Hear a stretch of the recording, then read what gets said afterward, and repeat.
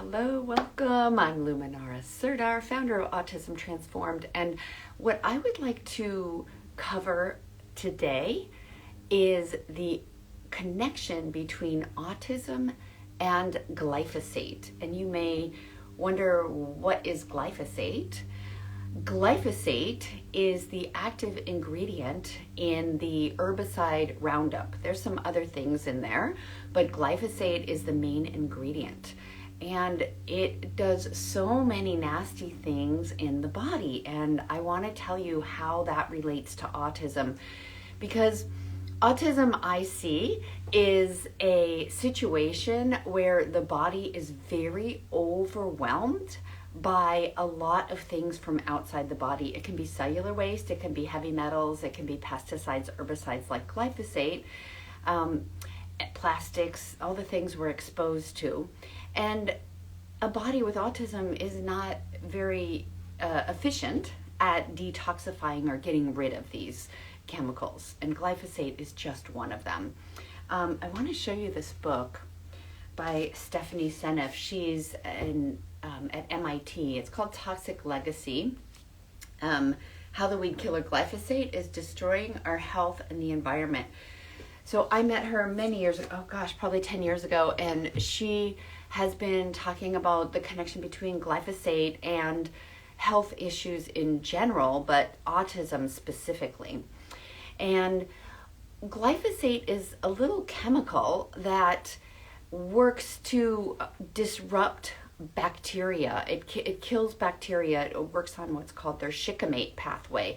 And that's just the biochemical pathway within bacteria that produce what's called aromatic amino acids. Aromatic means it just has a sugar ring, an amino acid that has a sugar ring around it, or ring as part of it. And I know I'm going into a little bit of chemistry, but it's relevant. So the reason we need these aromatic amino acids make proteins in our body, and proteins make our skin and our connective tissue and our muscles and our brain. Every cell has protein in it. Proteins also make enzymes that do the biochemical work in our cells. And glyphosate is, so let me go back to the shikimate pathway in microbes. We have more microbes in our gut, in our whole body, than we have cells. So why is that glyphosate disrupts the shikimate pathway important? Because it only works in bacteria, that shikimate pathway. And we have tons and tons of bacteria, a trillion bacteria in our body. So of course, glyphosate is disrupting that. The aromatic amino acids are what make our neurotransmitters. It makes serotonin, which helps us feel good and feel joyful. It makes dopamine, which helps us have attention. So we need these specific amino acids that are not able to be made by the microbes in our gut when glyphosate is present.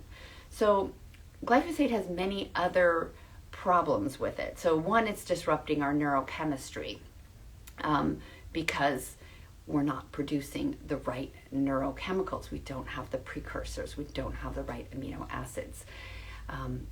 Glyphosate is also an analog, which means it's a look-alike for another amino acid called glycine. Glycine is an amino acid that's used to make collagen, among other things. And what is collagen? Collagen is in our bones. Collagen is in our connective tissue, which wraps around all our muscles, is part of our joints. Connective tissue is so important, and collagen is a really important component of that. About every third, so it's a long string of amino acids that make the collagen molecule, and about every third amino acid is glycine.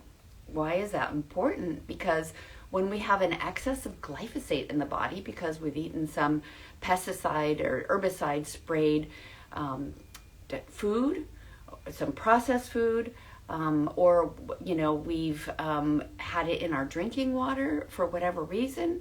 When we get glyphosate in our system and we have so much glyphosate, and our body says, hey, I need to make this collagen protein. That we don't have enough glycine. Let's take glyphosate. That looks close enough.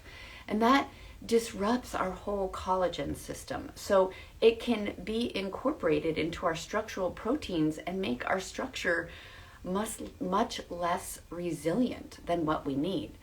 I have a chiropractor colleague in Wisconsin where they spray tons and tons of glyphosate, Roundup, and he sees kids coming in with non-impact sports injuries. What is that? It used to be kids would get hit in football or whatever and have a huge impact and then tear a tendon or a ligament. And now, just by dancing or walking or something else, they're getting these tears and these rips in the very, mostly the knees and maybe the hips.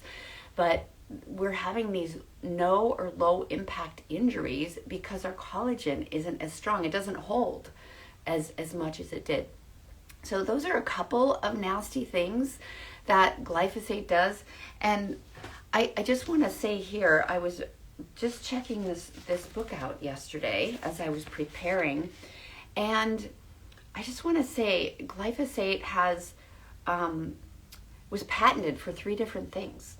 And the first thing, and this is back in 1961, glyphosate was patented as a chelating agent to help clean pipes. What does that mean?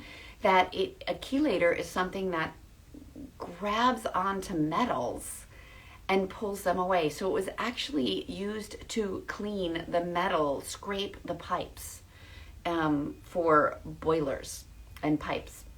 And then the second patent for glyphosate in 1968 was by Monsanto, used as the herbicide. And then the third patent in the early 2000s was as an antibiotic.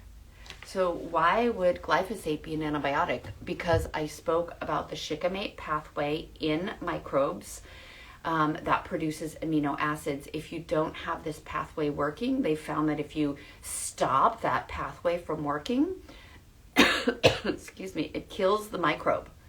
So just think about all the microbes in our gut that are being killed when we ingest glyphosate, which is a lot more common than we all want to believe. Glyphosate also suppresses some specific enzymes that help in a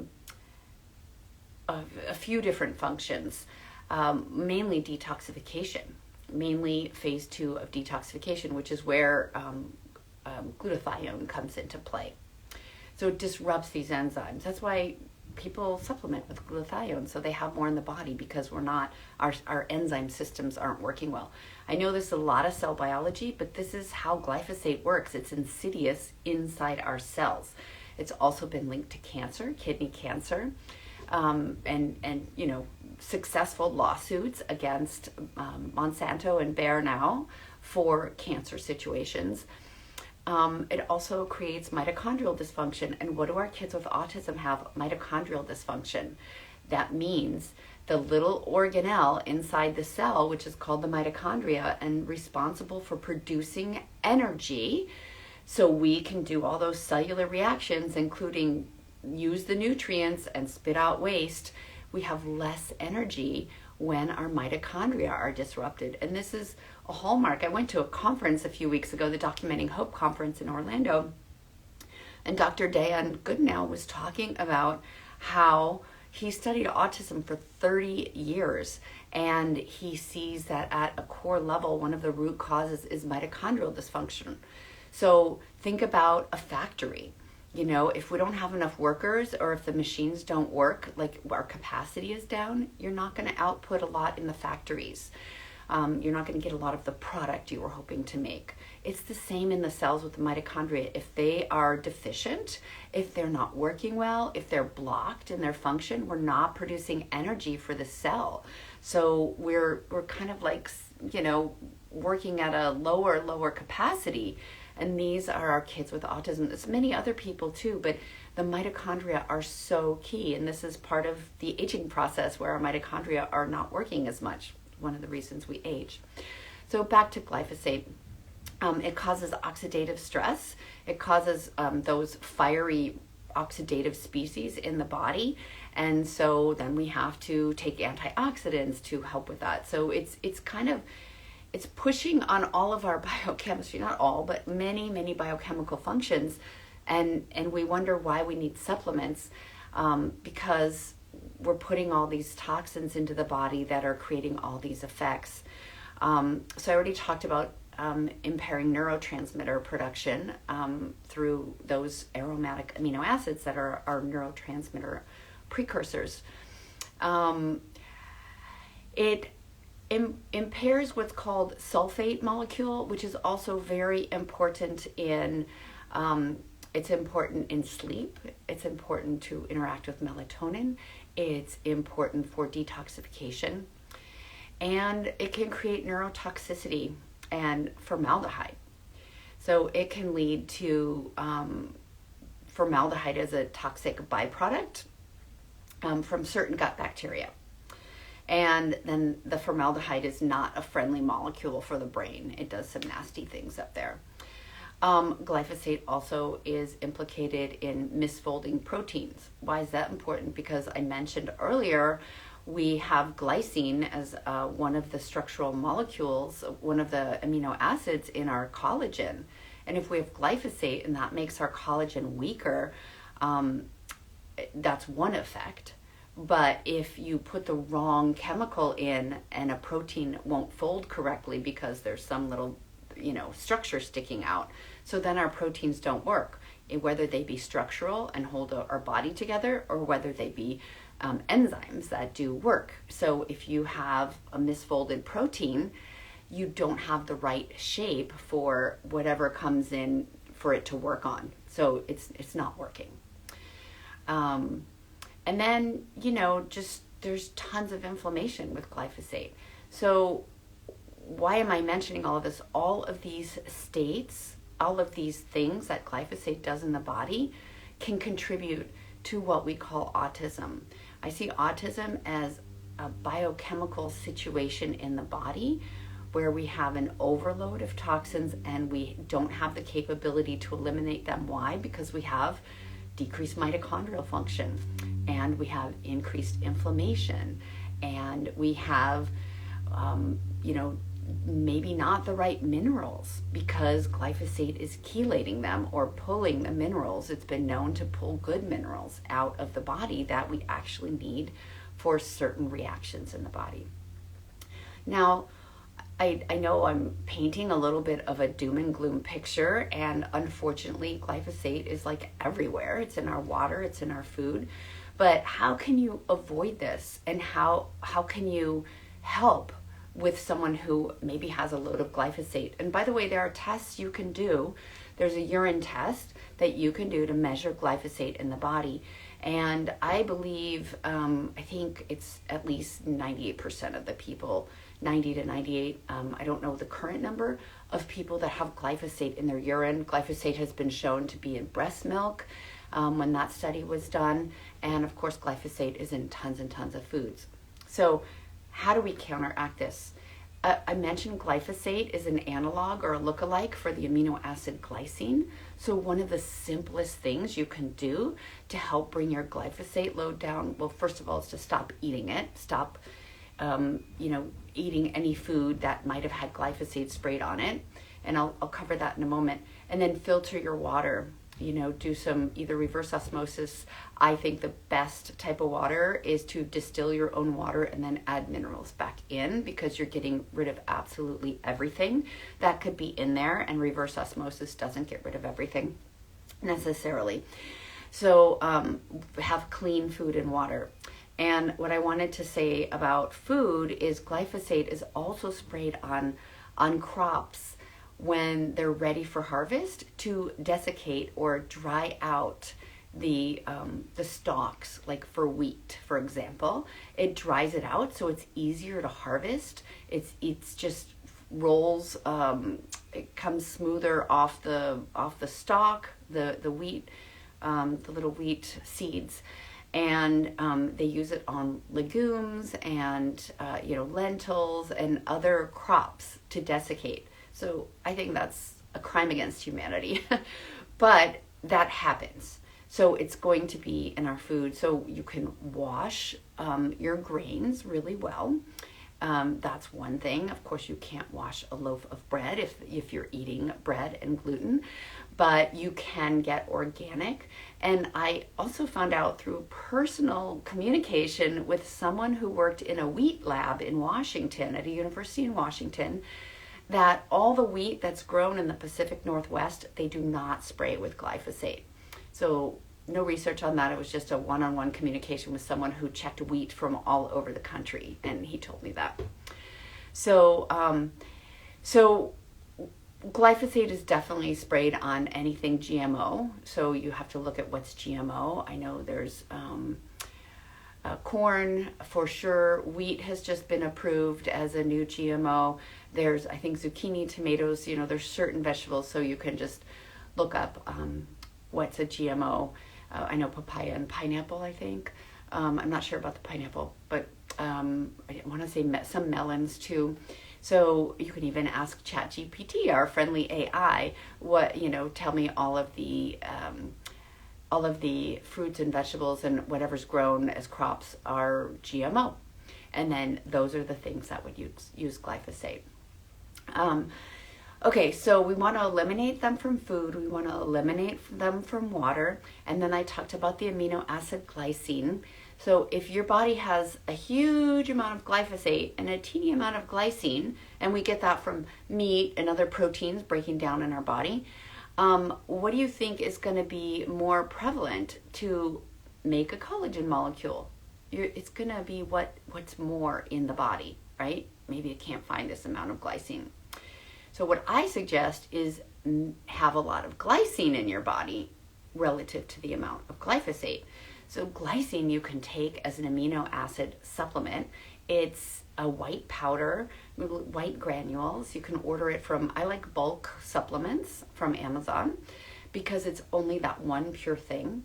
And you can get the glycine, dissolve it in a little bit of water, and maybe start with half a gram or a gram a day, and then that will give your child's body, or you as the parent, your body, the glycine that it needs. Glycine is also really healing for the gut, and glycine is one of the molecules in glutathione, and so it tastes really good. It's actually slightly sweet, like less sweet than sugar, but it actually tastes good. So glycine is something you can do to counteract whatever glyphosate is already in your body. And it takes time, right? If you have glyphosate incorporated into your structural proteins and you now have a glut of glycine, your body has to basically find those proteins and remodel them and use the real glycine. So it could take a good 6 months to eliminate the glyphosate from the body.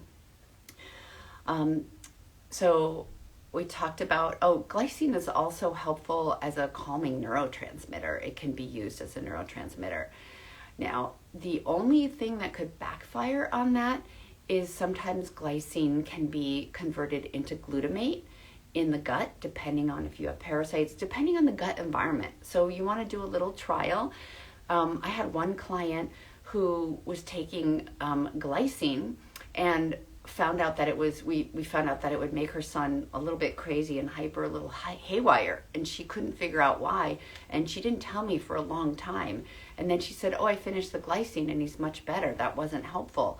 And so my suspicion is that parasites in the gut were converting that to glutamate and creating a situation in the brain. So glutamate is an excitotoxin.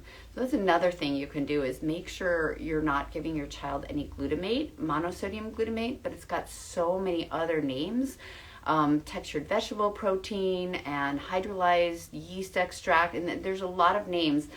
And there is a site on the internet, I can't remember what it is, just search in the many names for glutamate and you'll get a whole list. And so I encourage you to read your ingredient labels, right? Read if there's a GMO. You don't want to buy that stuff if it's genetically modified organism. Read if there's any of these MSG synonyms or MSG in it. you don't want to buy that stuff. It's going to excite the brain. And then the other thing to do is glyphosate preferentially kills the good bacteria in our gut and allows the bad bugs to thrive. Some of those microbes in the gut can use glyphosate as a sugar source or as a source of nutrients, not sugar, nutrients. And so what we want to do is shift that gut environment. And we all know that kids on the spectrum take a while. It takes a while to shift these behaviors and to shift what's going on in the gut. And I can guarantee you almost every child I've seen, almost every parent I've talked to, which is thousands and thousands, has gut issues. And so we need to repair the gut either with probiotics, and there's so many strains, and you can get a gut test to see what your child's missing and replenish that specific one. There are so many great probiotics for kids on the spectrum, and you need to know which one your child needs. Yes, you can go through them and try this and try this and try this, and you can get a gut test and be more specific about it. So those are some strategies to help with glyphosate. Of course, drink pure water, eat organic, pasture-raised meat and food, and work on the gut. And eventually will eliminate the glyphosate that comes into the body and does all these nasty things. You might need other supplements as well to make up for the minerals that have been chelated out by glyphosate, or the other damage that's been done, like antioxidants. So what I suggest is you work with a practitioner to actually find what your child needs, because they may not need everything, and everyone is individual.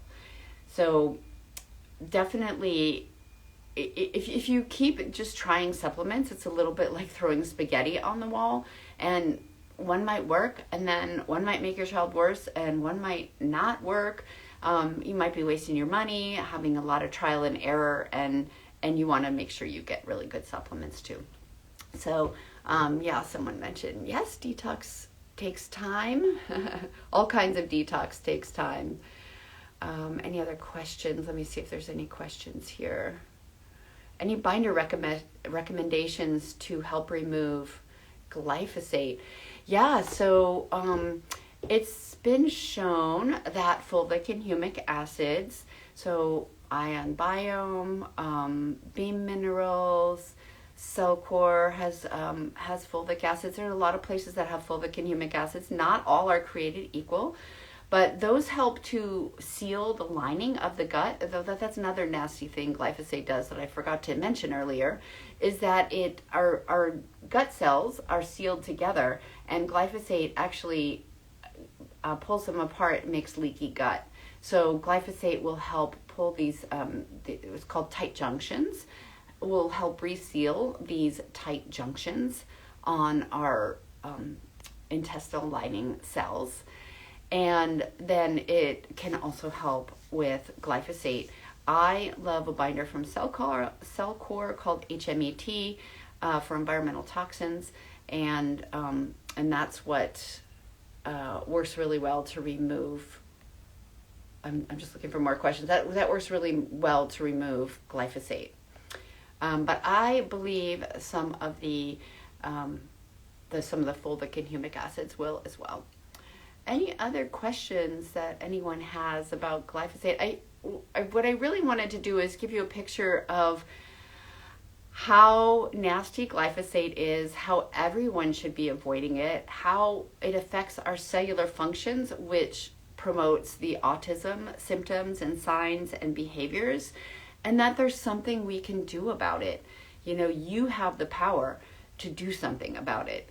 And I want you to take your health into your own hands and know that you have ways to mitigate glyphosate and reduce it in your child's body, in your own body, and then and become healthier. But really, we have to detox everything, right? And this is just one little piece, which is glyphosate. All right, so I don't see any more questions, and thanks for attending and watching this reel once it gets posted. And check out our website, autismtransformed.com, for more strategies for detoxification. And the most important thing to do before you really go gung-ho on the detox, which is drainage, opening the body systems so those toxins can actually leave. We have tons of information there, as well as here on Instagram and our YouTube channel. Take care, everyone.